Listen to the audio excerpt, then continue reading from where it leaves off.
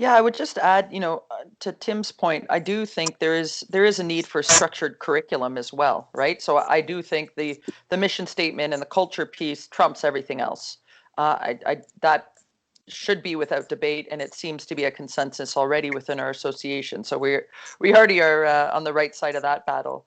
But now we're in the process of establishing if you could only really work on 5 key concepts with your team, what 5 would you pick? The things that you think make the most impact. I actually asked that of all our high performance coaches, and I just said, 5, so pass, reception, and pass, give, and receive was every single person had it on their list. Now, you might argue that is or isn't important, but if all of my high performance coaches are saying, yeah, this is something this is a key skill, then I'm going to take that information from our Bantam AA and up and filter that down into our U9 and U11 programs and say, if that's a hole we're seeing at our top end, then that's a hole we should start fixing, at the bottom end as well. So it's not to say you don't work on the other things, but it's sort of the 80-20 rule. If 20% of the stuff you teach could have a 80% impact, let's just focus on that 20%.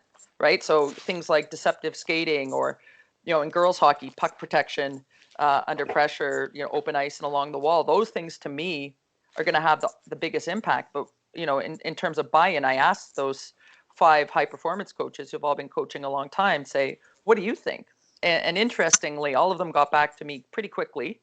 It's amazing when you get something that's in their wheelhouse, how quickly they get back to you. And 3 of their 5 key points were the same. And there was I didn't prompt them with pick something from skating or passing or whatever, but I do think that's important when we go and deliver it to, the younger age groups, or the lower levels. We can say, listen, the high performance coaches, we all collaborated, we came up with this list of, the 20% that's going to feed the 80% of our ice time.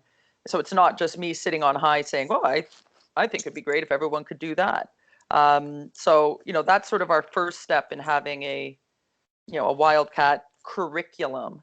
And I think it'll be, it gives us some signposts too, especially all the coaches know, right? You go into practice planning and you're like, oh, I could work on one of 8 billion things that you need to be able to do in hockey.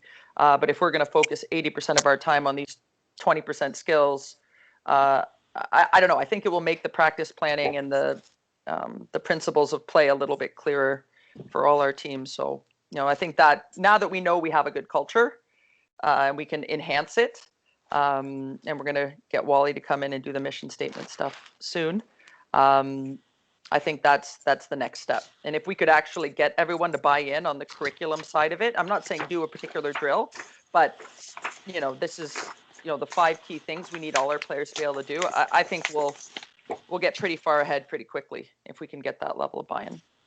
Yeah, that makes a lot of sense, Kim. And then so your piece, and like that's a really great step one, is what are 5 things on the elite side that you feel are missing in our game collectively. Then your next step is, okay, like you just said, I gotta figure out what are 5 sort of drills or ways to help develop that at the lower levels. And within those 5 or whatever it is, 6, 8 drills, what are the key teaching points that you can all agree on, in terms of teaching somebody how to pass, how to receive, that sort of thing. And before Wally says it, I'll say it, make sure they have a stick that's the proper length. That would be a good place to start. Well, and that's the nice thing. It's our 2 main programs for next year, our high performance program, and our U9,